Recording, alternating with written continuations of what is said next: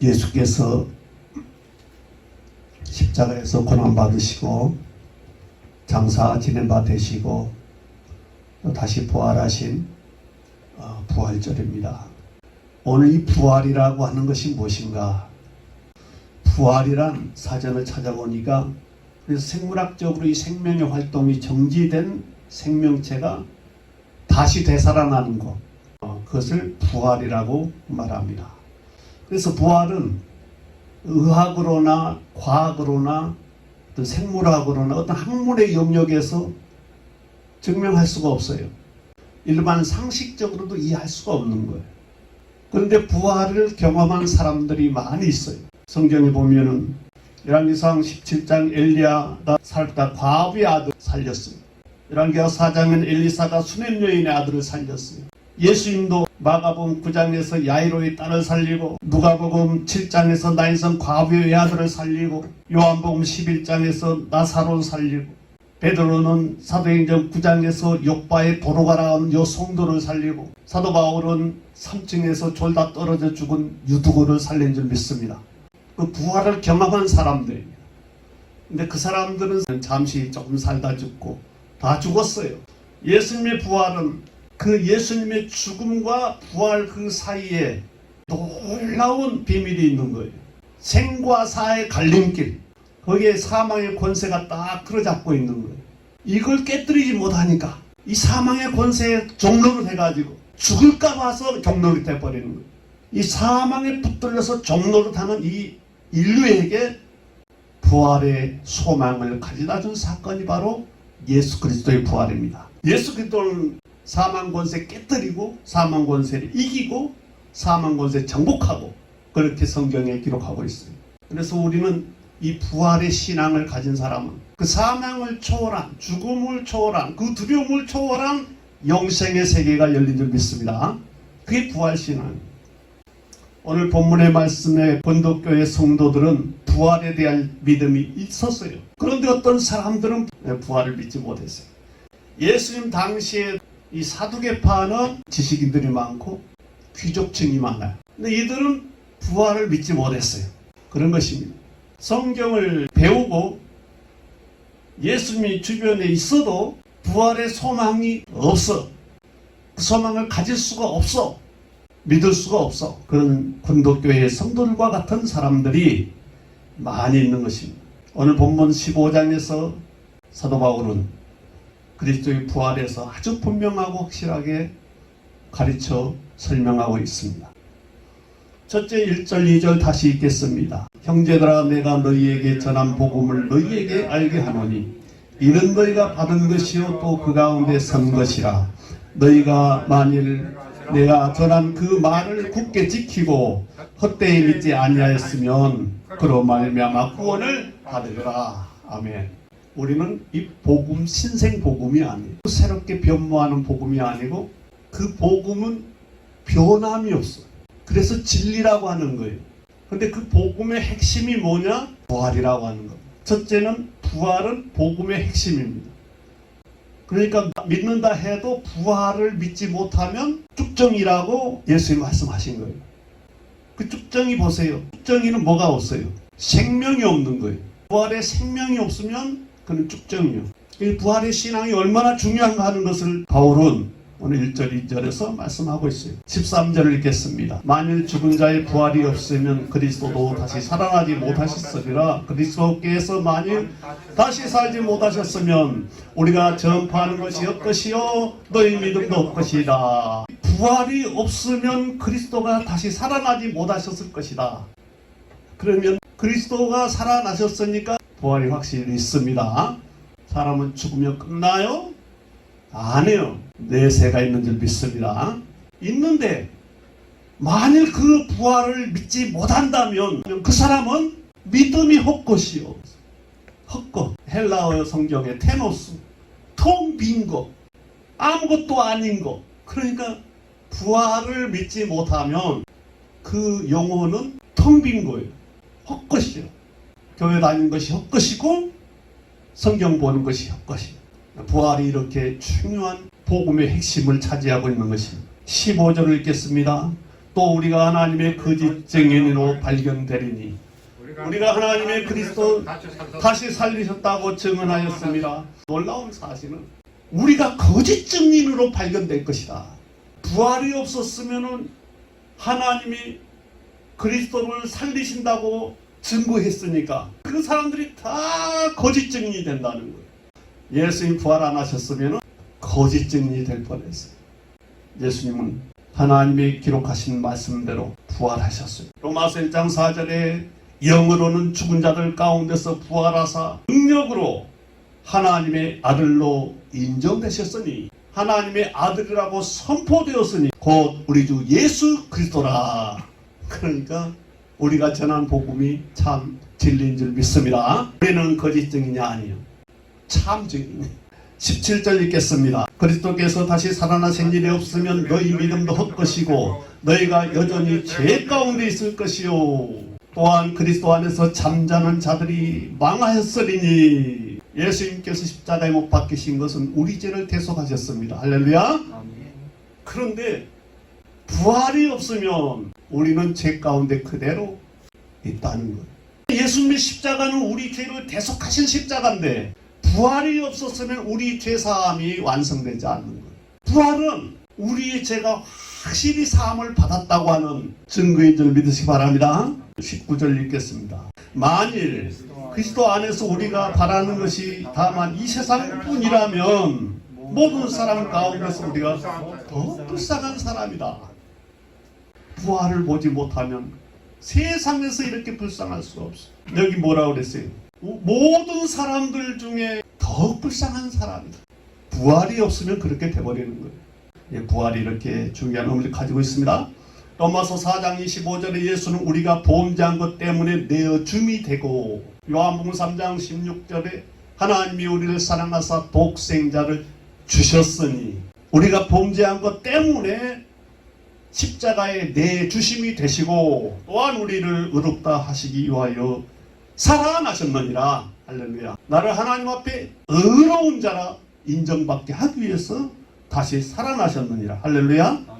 이 두 가지를 여러분 꼭 기억하세요. 그래서 예수님의 부활은 우리가 믿는 복음, 우리가 전하는 복음, 우리가 가르치는 복음의 핵심 내용이에요. 두 번째는 3절 4절 읽겠습니다.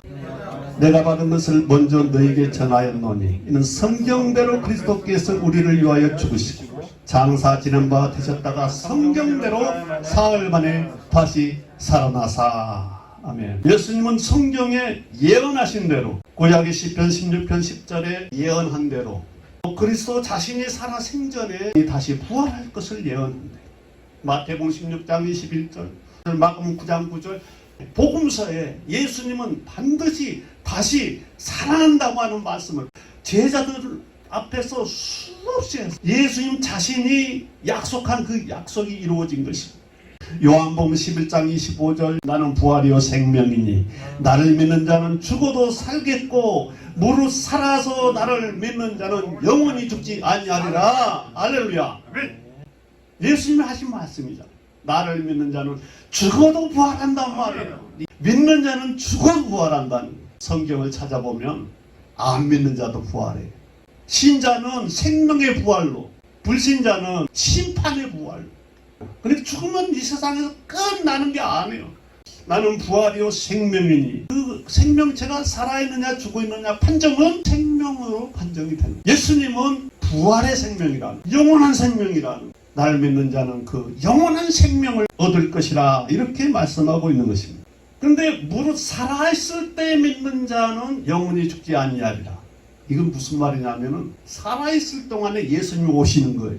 우리 세대에서 예수님 만일에 재림하시면 살아있는 사람은 자연스럽게 변화돼서 부활로 들어가는 거예요. 할렐루야. 그래서 살아있는 자는 영원히 죽지 않는 것이다. 예수님이 약속하신 말씀입니다. 이 모든 것들이 약속하신 대로 이루어졌어요. 자, 5절 6절 읽겠습니다. 게바에게 보이시고 후에 12 제자에게 보이시고 그 후에 500여 형제에게 일세에 보이셨나니 그 중에 지금까지 대다수가 살아있고 어떤 사람은 잠들었으며 그 후에 야곱에게 보이셨고 그 후에 모든 사도에게 보이셨고 맨 나중에 만삭되지 못하여 난자와 같은 내게도 보이셨느니라. 하도 안 믿으니까 부활이 있을 수 없다 하도 우겨대니까 증인들이 있다 하고 증인들 다 열거하는 거예요. 처음에 수제자 베드로에게 보이시고 그리고 많은 증인들에게 보이셨고 마지막에 사도 바울에게 보이셨습니다. 여러분, 이 부활의 증인들은 부활하신 예수님을 직접 만났어. 사도행전 1장에 보면 그분은 부활하신 다음에 40일간 세상에 계시면서 식사도 하시고 설교도 하시고 40일 동안 계셨어. 제가 시골에서 목회하실 때 이런 설교를 했어요.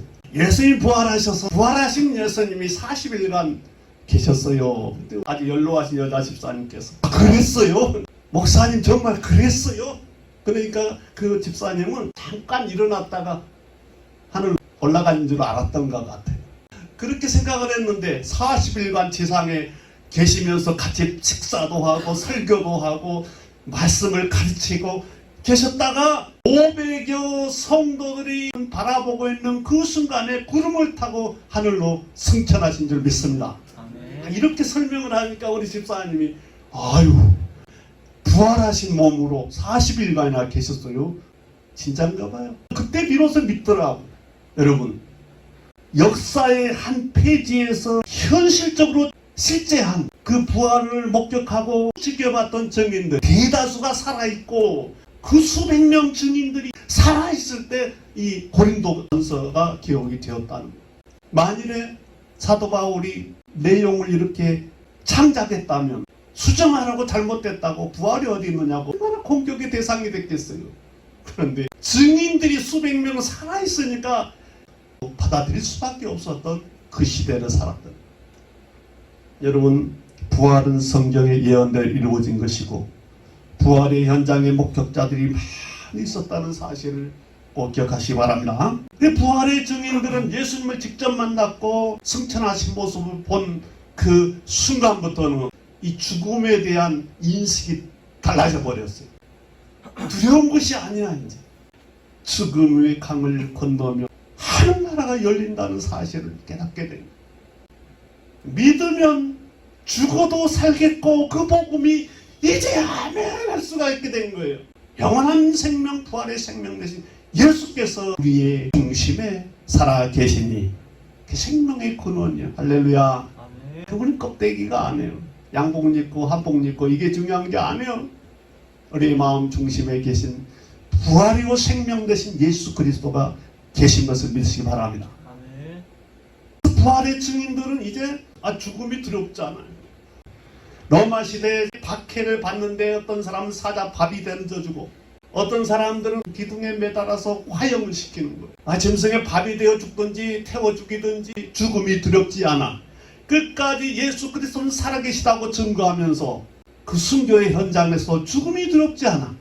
일생을 그 부활의 복음 증거하는 일에 헌신한 줄 믿습니다. 부활의 놀라운 그 은혜가 부활의 놀라운 능력이 부활의 그 생명이 믿는 자에게 주어진다는 사실을 깨닫기 때문에 나는 이제는 부활의 신앙을 가진 사람이다. 이런 확신을 가지고 담대하게 그리스도를 증거하는 삶이 되었던 것입니다. 그들이 만일에 부활이 없었다면 모든 사람들 가운데서 더욱 불쌍한 사람 될 뻔했는데 어떻습니까? 모든 사람들 가운데서 가장 위대한 사람들이 된 줄 믿습니다. 가장 담대하고 겁없이 하나님 영광을 위해서 살아가는 그런 제자들로 변화된 줄 믿습니다. 여러분, 오늘도 우리는 부활하신 예수님이 살아계셔서 우리 예배하는 중에 임재하십니다. 항상 우리가 어디에서 무엇을 하든지 우리와 함께 하신다고 그랬어요. 그분은 살아계신 예수 그리스도이십니다. 이 부활의 예수님을 붙잡고 그 부활의 생명을 가지고 그 소망이 넘치는 그런 기쁨을 가지고 살아가는 성도 되시기를 축원합니다.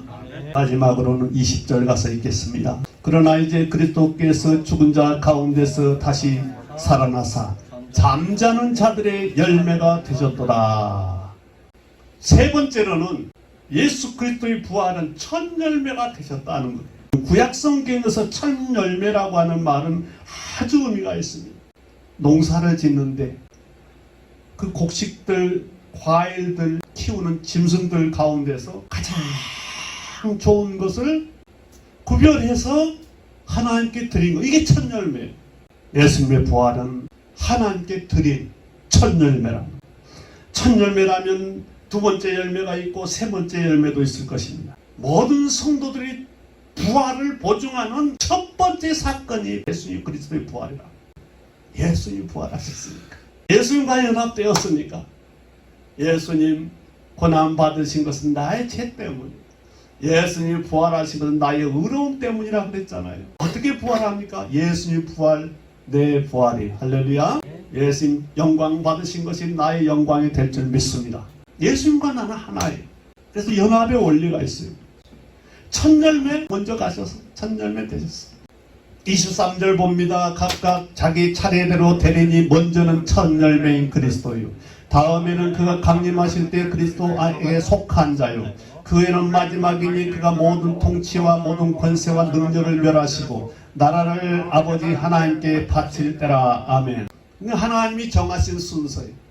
예수님께서 먼저 첫 열매 되시고 그 다음에 그리스도 안에서 믿는 자들이 부활의 삶을 누리게 되고 그렇게 순서대로 그 첫 열매 되신 예수님을 따라서 하나님의 나라에 들어간 것을 믿으시기 바랍니다.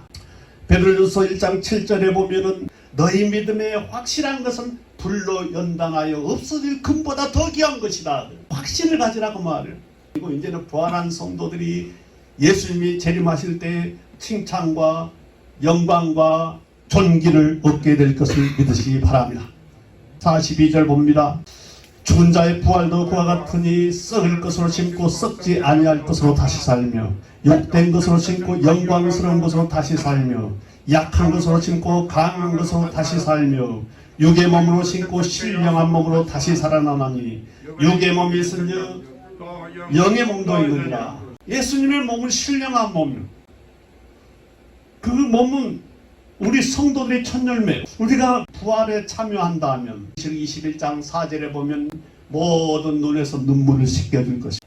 이 부활하는 몸은 눈물을 흘릴 일이 없다. 다시는 사망이 없고 애통하고 곡하는 것이 없단 말이에요. 아이고 곡할 일이 없고 마음 졸이고 걱정할 일이 없어. 아픈 것이 다시 있지 아니하나니 보라 처음 것이 다 지나갔습니다. 아멘. 우리가 겪을 수 있는 이 육체의 고통, 모든 아픔이 다 지나가 버리고 이제 부활한 우리 몸은 예수님과 같이 신령한 몸으로 부활한 줄 믿습니다.